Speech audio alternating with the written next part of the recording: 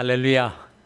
서로에게 평강의 복을 기원하는 마음으로 샬롬 인사 나누시기 바랍니다. 샬롬.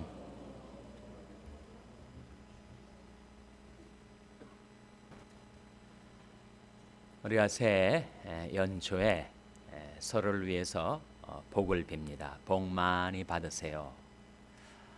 우리는 정말 복이 필요한 사람들입니다. 복 있는 사람은 이렇게 시작하는 시편 1편이 말씀이야말로 시편 중에서 가장 잘 알려져 있는 시편의 말씀입니다. 시편 1편하고 나머지 모든 시편과의 관계를 우리가 어떻게 이해할 수 있을까요? 시편이 전부 몇 개의 시편이 있습니까? 150편. 그러니까 시편 1편하고 나머지 149개의 시편하고의 관계, 어떤 관계가 있을까요? 밀접한 관계가 있겠죠. 어떻게 밀접하게 연관이 될까요? 시편 1편은 서론이고, 그리고 나머지 시편은 본론이다. 그렇게 말할 수가 있을 것입니다. 그러니까 이 본론 속에 말하고자 하는 모든 내용들이 씨앗과도 같이 이 시편 1편 속에 다 들어있다는 거죠. 또 한 가지 그 양자의 관계를 이해하는 방법은 시편 1편은 본문이고 나머지 149개의 시편은 설교다. 그러니까 시편 1편을 본문으로 해서 나머지 149개의 시편이 설교문처럼 준비된 것이다. 이 양자의 관계를 그렇게 이해할 수가 있을 것입니다.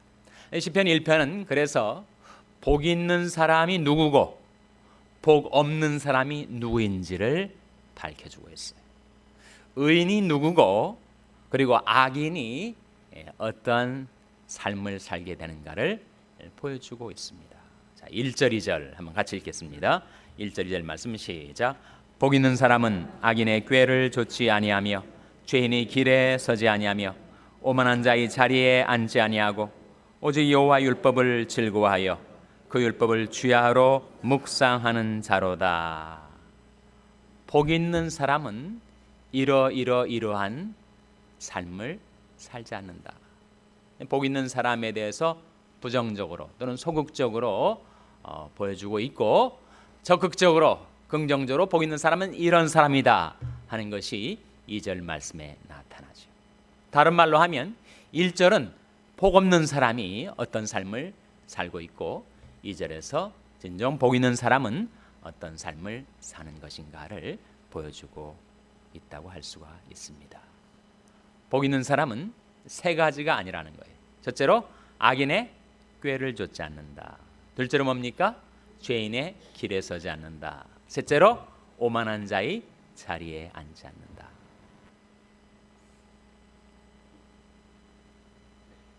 복 있는 사람은 악인의 꾀를 좇지 않습니다. 그러니까 복 없는 사람은 늘 악인의 꾀를 좇는다는 거죠. 근데 한두 번 악인의 꾀를 좇아 살아보고 이대로 살면 되겠구나 싶어가지고 아예 그 죄인의 길에 턱 서게 된다는 거예요. 이 길에 선다는 걸 뭘 의미할까요? 한두 번의 시도가 아니라 이제는 그것이 자기의 습관이 된다.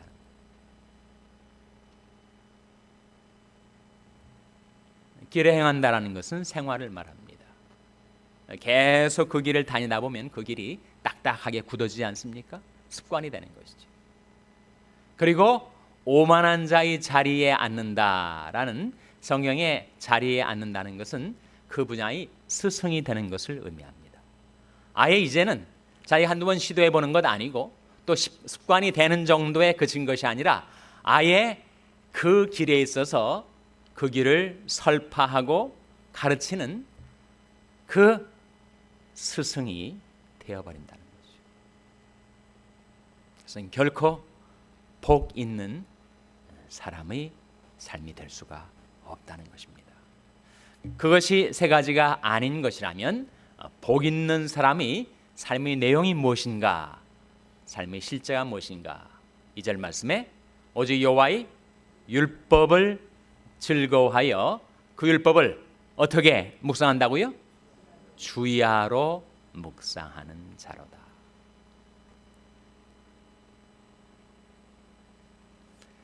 그래서 복 있는 사람하고 복 없는 사람, 의인하고 악인의 차이는 마치 못과 과도 같은가 나무와 겨와 같다. 한 사람은 나무처럼 든든하고 다른 한 사람은 겨처럼 바람이 훅 불면 날아가 버리는 그런 사람이 된다. 한 사람은 시냇가에 심은 나무고 다른 사람은 바람에 불려가는 겨와 같다는 거예요. 그렇게 차이가 난다는 겁니다. 뿌리를 강변에 깊숙이 박아서 더위가 올지라도 물을 계속 끌어올려서 그 잎이 푸르게 청청해지고 많은 과실을 맺는 나무가 한쪽 편에 있고 그 반대편에 바람이 조금만 불어와도 시험의 바람, 유혹의 바람이 불어와도 금세 날아가 사라져버리는 그런 겨와 같은 그런 인생도 있다는 거예요. 외관으로는 식별이 안 됩니다. 두 사람 다 비슷한 것 같아.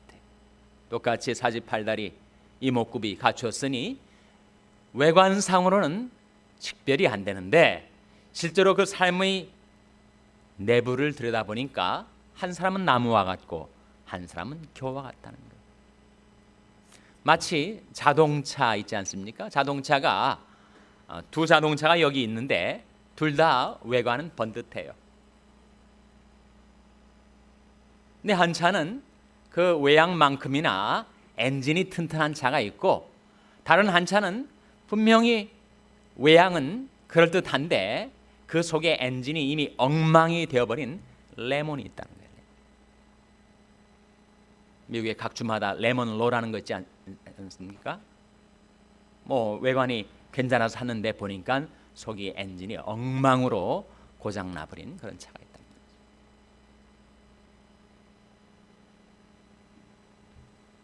그래서 두 사람이 여기 있는데 그 사람이 외관상 볼 때는 똑같은 사람인 것 같은데 한 사람이 실상은 정말 나무와 같이 든든한 인생을 사는 사람이 있고 다른 한 사람은 겨와 같이 그렇게 취약한 인생을 사는 사람들이 있다는 것이죠.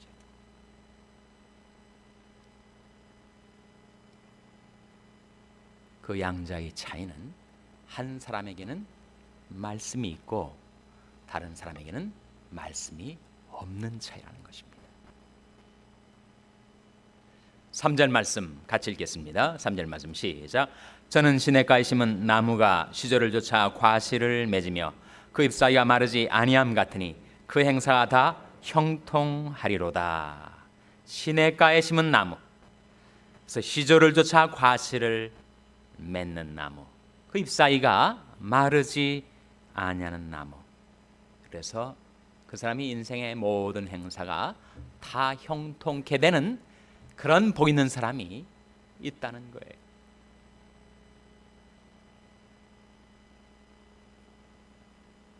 이 시냇물은 뭘 가리킬까요, 여러분?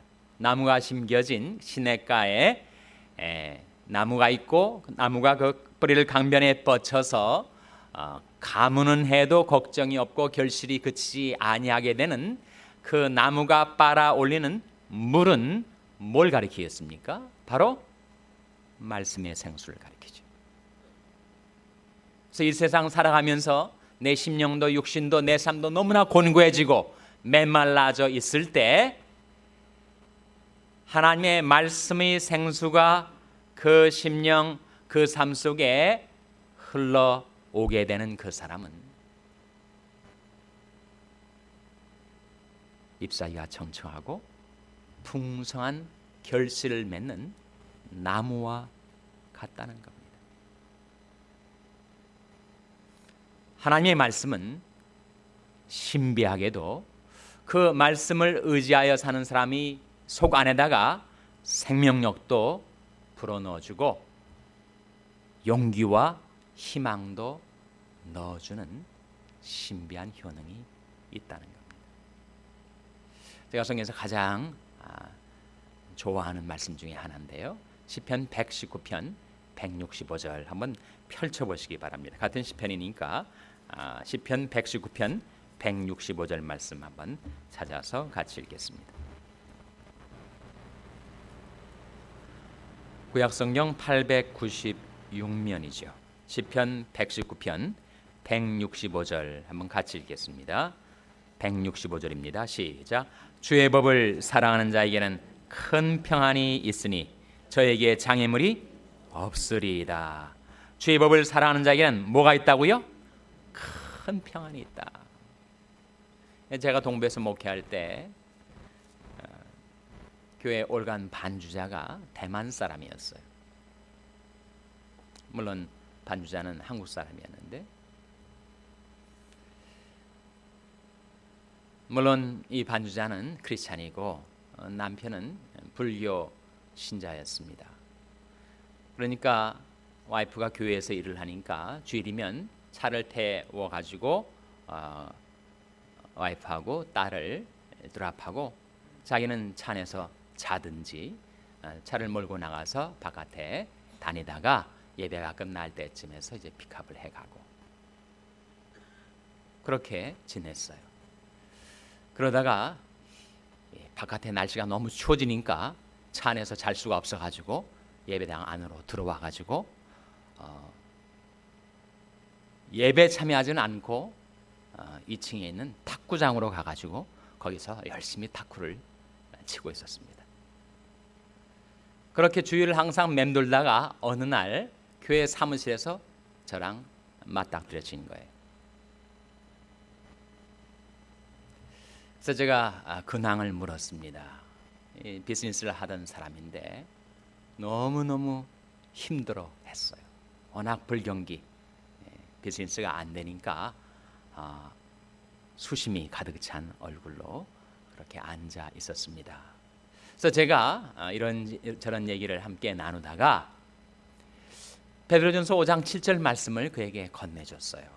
너희 염려를 다 주께 맡겨버리라. 이는 저가 너희를 권고하심이니라 하는 그 한 성경 구절.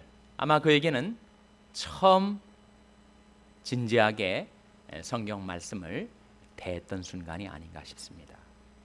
그 말씀을 유심히 들여다보더니 돌아갔어요. 근데 그 말씀이 그의 마음속에 그 심경의 어떤 변화를 불러일으켰던 모양입니다. 그래서 그 이후로 그가 예배에 참여하고 신앙생활을 착실하게 시작하게 되었어요. 나중에 들어보니까 바로 자기가 처해 있던 그 상황에서 비즈니스를 하면서 온갖 근심 걱정으로 자기가 괴로움을 당했는데 그 말씀에 너희 염려를 다 주께 맡겨버리라.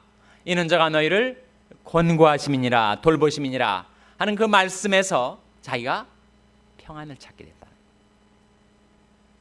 주의 법을 사랑하는 자에게는 큰 평안이 있으니.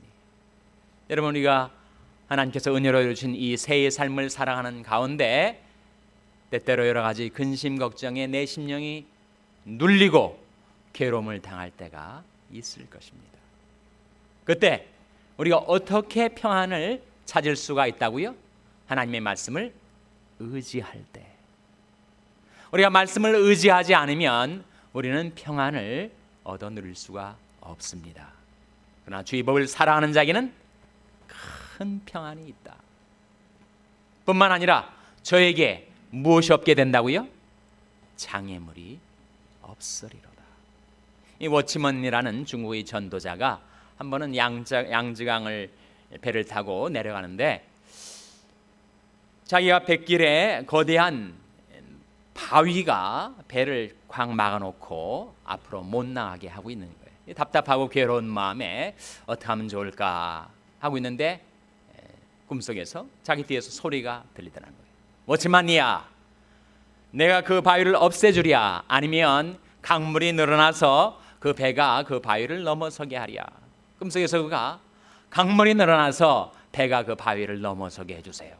그랬더니 갑자기 어디서 오는 물인지 모르는 물이 계속해서 공급되고 차고 넘쳐가지고 그 물 위로 배가 두둥실 떠오르니까 그 바위를 넉넉하게 넘어가게 되더라는 것입니다. 우리 심령, 우리 삶 속에 하나님의 말씀의 강물이 넘쳐 흐르게 되면 내가 타고 가는 인생의 배가 그 말씀의 강물 위에 두둥실 떠올라 어떤 장애물이 우리 앞에 있다 할지라도 넉넉히 그것을 넘어갈 수가 있다는 거예요. 주의 법을 사랑하는 자에게는 큰 평안이 있으니 저에게 장애물이 없으리이다.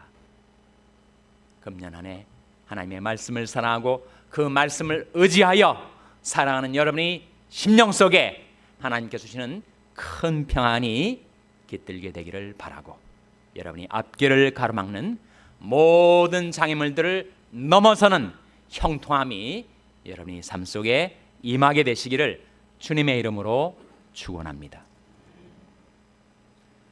그렇게 하나님의 말씀이 생수를 받아 우리 심령도 살고 우리 육신도 건강해지고 우리 삶에 평탄함과 형통함이 있으려면 내가 그 말씀에 창념해야 되겠죠. 그 말씀을 주야로 묵상하는 자가 복 있는 자라 하셨으니 금년 한 해 어떻게 하나님의 말씀을 내가 묵상하며 살아갈까? 우리 계획이 필요합니다. 우리가 계획한 대로 다 되지는 않지만 계획조차 없으면 우리 삶은 그야말로 바람 부는 대로 물결 치는 대로 그렇게 방황하다가 또다시 후회 막급한 마음으로 연말을 맞이하게 되겠죠. 여러분, 여러분이 가정사, 비즈니스, 여러분이 여러 삶의 영역에 목표와 계획이 필요한 것과 같이 금년 한 해 내가 하나님 말씀을 어떻게 묵상하며 살 것인가 계획이 필요하다는 거예요. 제가 두 가지 계획을 여러분에게 참고로 드리겠습니다. 그걸 한번 생각해 보시고 여러분에게 타당하다 여겨지시면 여러분의 생활 속에 한번 적용을 해보시기 바랍니다. 성경 읽기 계획인데 우리가 교회를 20년, 30년 다녀도 성경 한 번 일독 못하고 신앙생활을 할 수 있습니다. 2013년도 금년에 내가 어떻게 성경을 일독을 할 수 있을까? 완독을 할 수 있을까? 그 계획이 있다는 거예요.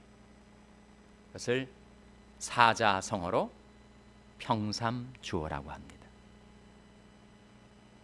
여러분, 평신도하고 주의종의 차이가 뭘까요? 평신도와 주의종의 차이. 평신도는 평일날 바쁘고 주의종은 주일날 바쁘고, 평삼주어는 여러분 평일날 분주하게 살아가시는 여러분의 생활 속에 평일날은 성경을 3장을 읽으시고 그리고 주일날은 조금 시간을 더 낼 수 있으니까 5장을 읽으시는 방법이에요. 평삼주. 그렇게 읽어나가면 몇 장을 읽을 수 있을까? 성경이 전부 몇 장이 있죠? 1189개의 장이 있습니다. 그런데 1년 365일에 52개의 주일이 있는데 거기에는 5장씩 읽고 그것을 나머지 뺀 313일입니까? 그때는 3장씩 읽고 그렇게 읽어나가시면 1년에 몇 장을 읽을 수 있을까요? 계산을 하시면 됩니다. 52 곱하기 5 플러스 313 곱하기 3 계산이 나와요. 1199가 나옵니다. 그러니까 그렇게 평삼주를 매일 꾸준히 실행을 하시면 1년에 성경 전체를 다 완독을 하고도 10장이 남는다. 하루에 3개의 성경을 읽는데 시간이 얼마나 걸릴까? 사람마다 정독과 속도의 차이가 있기 때문에 다를 수가 있겠지만 여러분 가능하면 성경을 소리내서 낭독하세요. 이 말씀을 읽는 자와 듣는 자들과 그 가운데 기록한 것을 지키는 자들이 복이 있나니 때가 가까움이라 하신 말씀대로 성경은 우리가 내 입으로 소리를 내서 읽는 것이 말씀을 섭취하는 가장 좋은 방법입니다. 이 율법책을 내 입에서 떠나지 말게 하며 주야로 그것을 묵상하여 그 가운데 기록한 대로 다 지켜 행하라. 그리하면 내 길이 평탄하게 될 것이라. 내가 형통하리라. 입으로 소리를 내서 그 말씀을 낭독할 때 여러분 한 장을 낭독하는 것 5분이면 됩니다. 3장을 낭독하려면 15분이면 돼요. 주일날 5장을 낭독하려면 25분이면 됩니다. 여러분 정말 우리가 하나님의 말씀을 통해서 하나님께서 주시는 복을 받아 누리는 새의 삶을 살고자 한다면 하루 15분씩 주일날 25분을 투자하는 것이 그렇게도 불가능한 일입니까? 평삼 주어를 한번 실행해 보시기를 바랍니다. 거기에 추가해서 나는 그것보다 좀 더 하나님의 말씀을 더 창념하고 싶은데 어떤 계획이 더 없습니까? 또 다른 사자성어를 소개해드리면 시오자밀입니다. 추측해 보세요. 무슨 뜻이겠습니까? 하루에 시편을 5편을 읽고 그리고 잠언을 1장씩 읽는 계획이죠. 이미 그것을 실행하고 계신 분들이 계실 거예요. 시오자밀, 하루에 시편을 5편 그리고 잠언을 1장, 그렇게 읽으면 이 방대한 책인 시편 전체를 얼마 만에 일독을 할 수 있습니까? 한 달이죠. 150편의 시편을 매일 5편씩 한 달이면, 잠언도 마찬가지 31장까지 있으니까 한 달. 1년에 시편과 잠언을 12독을 할 수가 있습니다. 그 두 사자성어를 기억해 보시고 여러분에게 맞는다 생각되시면 그것을 오늘부터 실행에 옮겨 보시기를 바랍니다.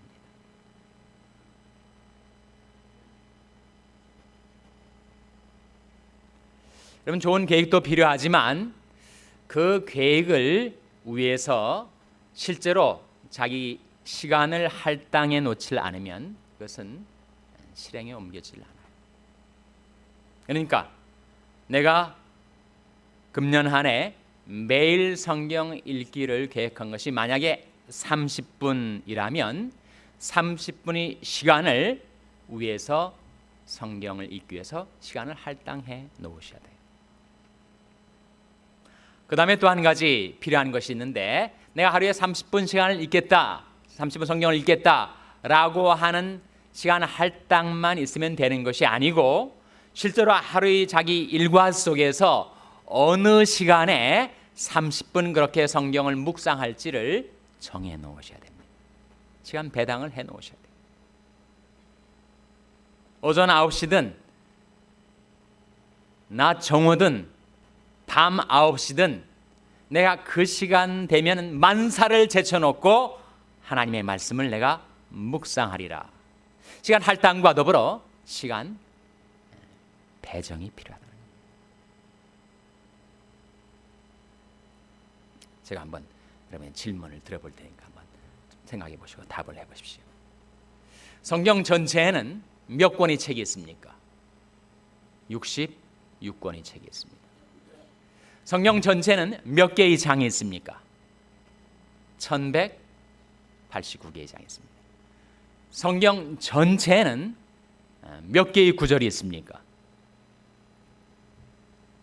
31,101개의 구절이 있어요. 그러면 성경은 몇 글자로 되어 있을까요? 네? 성경은 2글자로 되어 있습니다. 그래서 여러분 하나님께서 우리에게 주신 최대 은사인 이 하나님의 말씀을 여러분 평생에 자기 옆에 두고 읽어서 그 말씀을 통해서 하나님 경외하기를 배우고 하나님 신뢰하기를 배우고 내 마음이 형제 위에 높아 교만해지지 아니하고 내가 말씀의 길에서 좌로나 우로나 치우쳐서 떠나지 아니하고 그렇게 하나님의 말씀을 사랑할 때 하나님께서 우리 마음에 큰 평안을 주시고 우리 삶에 형통함을 주시고 그렇게 말씀을 주야로 묵상하며 살아가는 자에게 하나님께서 말씀을 통하여 복을 베풀어 주시고